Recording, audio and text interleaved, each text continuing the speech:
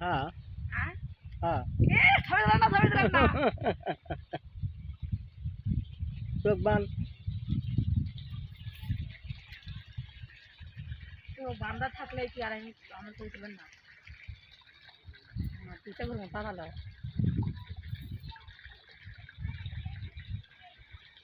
প্রিয় বন্ধুরা আমার,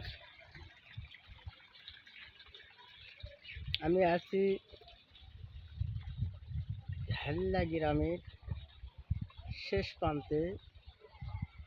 এদিকে নদীর পানি বৃদ্ধি পাচ্ছে, বাড়ি ঘরের দিকে পানি উঠে আসতেছে। দেখেন সেই দৃশ্য।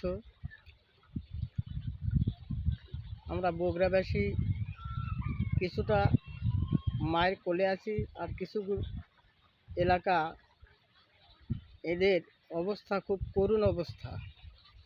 আল্লাহ এদিক দিয়ে আমাদের হেফাজত করেছেন, এই জন্য আল্লাহ শুকর আদায় করি, আলহামদুলিল্লাহ। সবাই ভালো থাকেন, সুস্থ থাকেন, আমিন।